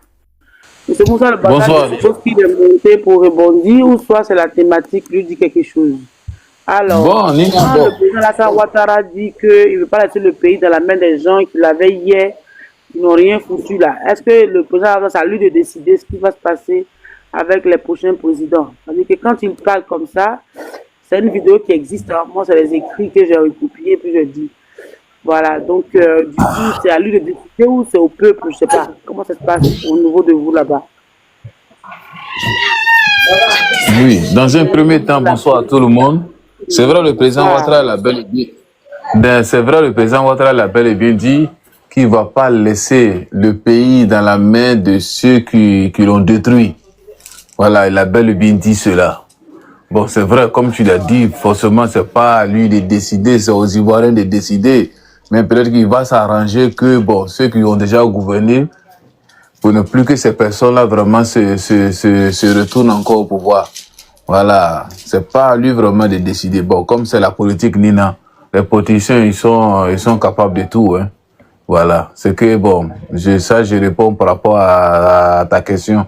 Bon, quand j'étais en train de prier, bon, il y a des gens qui ont parlé de la rébellion, c'est rentré ici, c'est sorti là. Moi, à vrai dire, concernant la rébellion, là, bon, je sais qu'il y a beaucoup qui ont fait fausse route, hein. Parce que quand tu prends l'histoire même de cette rébellion, à la base, Nina, c'était pas une rébellion. Voilà, c'est un coup d'État qui s'est transformé en rébellion. Voilà, donc si on dit rébellion, non. C'est un mauvais analyse. C'est un coup d'État qui s'est transformé en rébellion. Les gens essaient de faire le coup d'État le 19 septembre 2002. Bon, malheureusement pour eux, heureusement pour d'autres personnes, le coup d'État n'a pas marché. Donc maintenant, c'est dans l'air repli, ils sont allés à Bouaké. Donc ils ont décidé de camper à Bouaké. Ils ont essayé quelque chose et ça a marché dans leurs mains. Donc c'est sur le terrain maintenant là, ils se sont armés. Bon, que voilà, pour dire qu'il y a quelqu'un qui a financé la France, les ceci. Voilà, ceux mecs qui ont fait le coup d'État, ils disent qu'ils ont été financés par Kadhafi. Mais pourquoi ne pas attaquer ces personnes, les Kadhafi et autres? Mais bon, comme c'est la France, on dirait que c'est la France, c'est Ouattara et autres. Donc à ce niveau-là, bon, pour le coup pour la rébellion, c'est ce que je peux dire. Hein. Ceux mecs qui ont fait la rébellion, ils disent qu'ils ont été financés par Kadhafi. Bon, nous maintenant, on laisse tout ça. On veut forcément accuser la France. On veut forcément accuser Ouattara. Donc à ce niveau-là, c'est ce que je peux dire à ce niveau de la rébellion. Voilà. Et même ils ont dit, ceux qui ont fait la rébellion, ils disent qu'ils se sont armés sur le terrain. Voilà, parce qu'il y avait beaucoup d'armes à Bouaké, ils se sont armés sur le terrain. Raison pour laquelle, si j'étais financé par la France, pourquoi ils allaient casser la BCAO?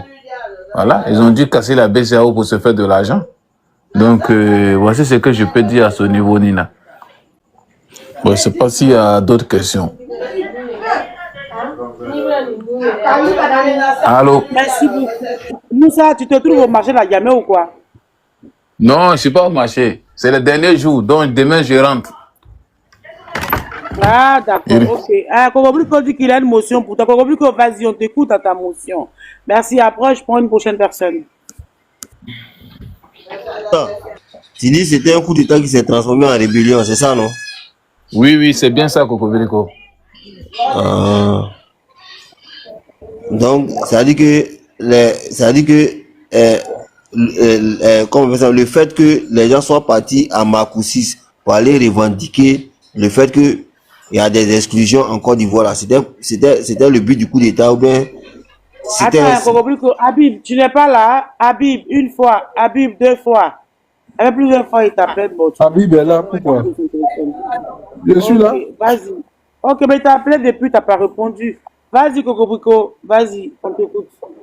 Donc, si je comprends bien ta logique, c'est-à-dire que quand ils sont partis à Makoussis, là, c'était pour une histoire des coups d'État qu'ils étaient là à Makoussis. Et que le fait que M. Ouattara soit éligible en Côte d'Ivoire était une histoire de coup d'État. C'est ça, si je comprends ta logique. Non, mais ma logique, c'est pas ça, au fait.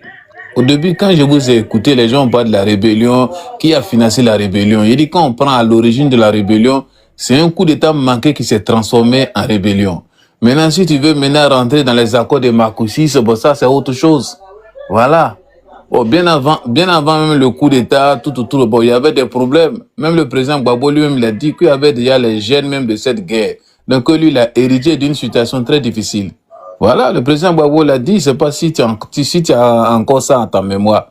Il a dit qu'il a hérité d'une situation très difficile, que les gènes même de la guerre même étaient déjà installés. Voilà. Oui, Coco Brico. J'ai fini. Tu n'as pas répondu à ma question, ça va. Ok, d'accord, merci beaucoup. Monsieur Habib, vous êtes là. Merci à Moussa, merci à Coco Brico. Monsieur Habib, vous êtes là? Oui, je suis là. D'accord. Monsieur Habib, bonsoir. Bonsoir, Nina. Oui. Alors, je suppose que vous voulez répondre, c'est votre avis. Combattant, tout à l'heure, je te prends. Merci. Ok, vas-y, monsieur Habib, allez-y. Oui, je vais parler et puis tu vas prendre combattant juste après moi. Je vais descendre plus laisser la place. D'accord, il n'y a pas de souci, vas-y. Alors, avant d'aborder la thématique, plus haut, pour ne pas dire, il y a une heure à peu près, il y a quelqu'un dans le débat qui avait évoqué le fait que avant 2000, M. Gbagbo était très ami avec M. Blaise Compaoré et qu'il aurait reçu des financements de la part de M. Blaise Compaoré. En retour, M. Gbagbo devait lui permettre un accès privilégié au port de San Pedro et à côté également naturaliser un certain nombre de Burkinabés. Bon, quand on retrace l'histoire, M. Gbagbo a été élu en octobre 2000. Le premier coup d'État que M. Gbagbo a subi date de janvier 2001, c'est-à-dire novembre, décembre. Donc 2 mois plus tard, M. Gbagbo a subi son premier coup d'État. Alors ma question à ce dernier-là, je crois que c'était Alassane. Donc, la promesse de M. Gbagbo faite à M. Blaise Compaoré aurait dû se tenir entre octobre et janvier 2001. C'est-à-dire, M. Gbagbo, dès qu'il est élu, il donne en même temps le port de San Pedro au Burkina. Dès qu'il est élu, il naturalise en même temps les Burkinabés comme c'était prévu. Donc c'est parce que dans les 2 mois-là, après son élection, il n'a pas respecté sa parole, qu'il a subi son coup d'État, c'est ça? C'est ce que ça voudrait dire. Alors, je reviens là-dessus pour montrer que parfois, ce que les gens disent, on peut simplement faire un peu d'analyse. On peut simplement regarder un peu, juger sur la base du bon sens et comprendre que ce n'est pas tenable. Même s'il a fait des promesses à M. Blaise Compaoré, on est d'accord que il ne pouvait pas tenir ses promesses dans les 3 mois qui suivent son élection. Donc, le coup d'État manqué de janvier 2001, là, il vient d'où? Est-ce qu'il a été fait en dehors de Blaise Compaoré du Burkina? Ou est-ce que ce que dit Alassane n'est pas vrai? Donc, je vous laisse la réflexion sur cette question-là. Pour revenir au thème. Allez-y. Pourquoi c'est, comment on appelle, ancien président de Burkina qui était facilitateur de l'accord de Ouattara? S'il n'avait rien à voir avec Gbagbo. fait différents comment on appelle, ils ont fait différents des pays à cause de ces problèmes. C'est Blaise qui était facilitateur des accords de Ouattara. C'est si pour lui, c'est réussi. Alors, s'il n'y a pas un lien entre lui et l'ancien président Gbagbo. D'accord. Alors, déjà, je pense que si j'ai bonne mémoire, hein, à l'époque où M. Blaise Compaoré a été choisi comme facilitateur, il devait présider un organisme sous-régional, la CEDEAO, quelque chose comme ça. Ensuite, c'est un pays voisin, c'est un pays proche de la Côte d'Ivoire, et comment ça s'appelle? Les rebelles concernés par cette histoire sont venus du Burkina. Voilà, donc on peut penser que s'il y a quelqu'un qui pouvait servir d'intermédiation, ce serait plus facile que ce soit le président burkinabé qui connaît les deux parties de la pièce. Voilà. Donc pour moi, c'était assez naturel que le choix soit porté sur le président burkinabé. Il aurait pu bien évidemment... Alors je rappelle qu'au début de la crise, c'est au Togo que nous sommes allés discuter. Si vous vous souvenez bien, au tout début de la crise, la première délégation gouvernementale était conduite par M. Fologo et c'est à Lomé que les discussions ont commencé. Vous voyez? Donc, c'est pas le Burkina qui a été choisi, pour ne pas dire Blaise Compaoré qui a été choisi comme le premier à présider ces discussions-là, ça a été le Togo. C'est plus tard, en 2007, que pour l'accord politique de Ouagadougou, l'APO, que M. Blaise Compaoré a été choisi. Voilà, je sais pas si ça répond à votre question.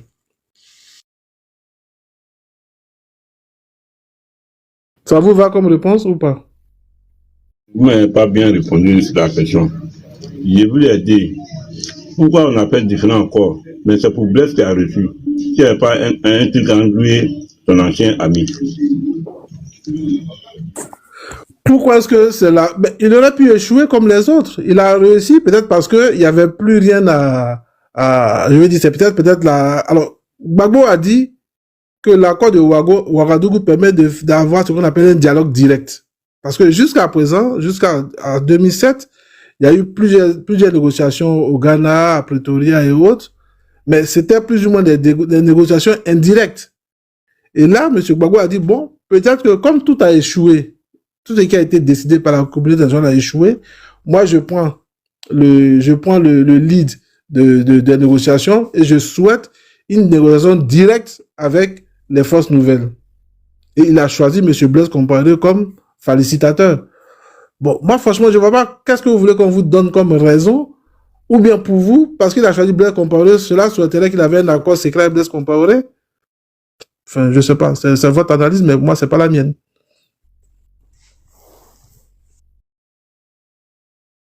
Bon, donc je poursuis sur le thème. Alors, le thème, M. Ouattara dit qu'il ne veut pas laisser le pays à des gens qui par le passé, ont montré qu'ils n'étaient pas à la hauteur. Qui ne souhaitent pas laisser le pays à des gens qui, par le passé, ont montré qu'ils n'étaient pas à la hauteur. Voilà, mais c'est pas à M. Ouattara de décider cela. À quoi sert le peuple? Ça, c'est la décision du peuple. Et dans toutes nos constitutions, on dit toujours que c'est le peuple qui est le recours suprême, pour ne pas dire c'est le peuple qui est voilà, c'est le peuple qui fait tout. Mais si excusez-moi de vous interrompre, cette question-là me revient vraiment que je l'oublie. Quand la constitution ivoirienne dit le président a le droit de faire un mandat renouvelable une seule fois, n'est-ce pas? Oui.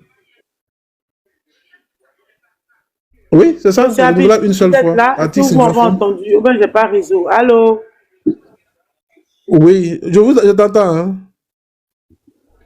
Monsieur Habib, la constitution ivoirienne dit on fait un seul mandat, elle est renouvelable une seule fois en Côte d'Ivoire. C'est ça? C'est bien ça. Article 55. Ok.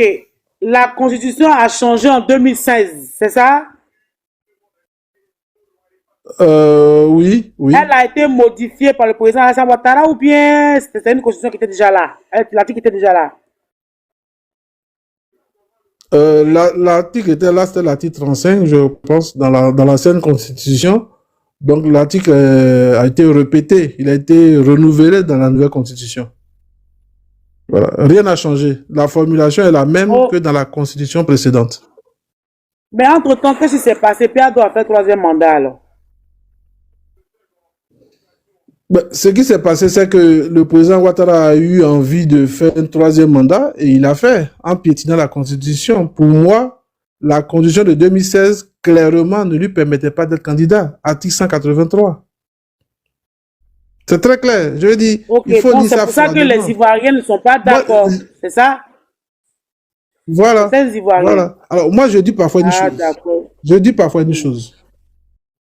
Ceux qui ont écrit la Constitution, supposons même qu'ils se soient trompés dans la formulation des choses. Mais une chose avec laquelle on est sûr qu'ils ne se sont pas trompés, c'est, comme on le dit, il y a la lettre dans ce qu'on écrit, et puis il y a ce qu'on veut vraiment écrire. Et ce qu'on veut vraiment écrire en Côte d'Ivoire, c'est de dire que personne ne peut faire plus de 2 mandats. Il fait un mandat et il renouvelle son mandat une fois. C'est tout. Ça, au moins, on est d'accord avec ça. Maintenant, si en tout cas, moi je pense que ce qu'ils ont écrit, c'était très clair à travers l'article 183 qui ne permettait pas à M. Ouattara d'être candidat. Eux-mêmes l'ont dit abondamment. Maintenant, si pour des raisons diverses, le monsieur a eu envie de faire un troisième mandat, bon, il a choisi de piétiner la Constitution. Tout simplement. Voilà. Donc, après venir trouver des arguties pour expliquer cela, pour moi, ça s'est fait du juridisme qui n'en vaut vraiment pas la peine. Voilà. Ça s'est fait du juridisme qui n'en vaut vraiment pas la peine. Parce qu'on sait tous qu'en Côte d'Ivoire et dans de nombreuses démocraties, une personne est élue une fois et elle peut se représenter une deuxième fois et c'est tout. Ceux qui prennent le prétexte de dire que la nouvelle constitution remet le compteur à zéro, je leur oppose toujours ceci en leur demandant quel est l'article de la constitution qui remet le compteur à zéro. Parce que dans un pays, tout ce qui est juridique est écrit.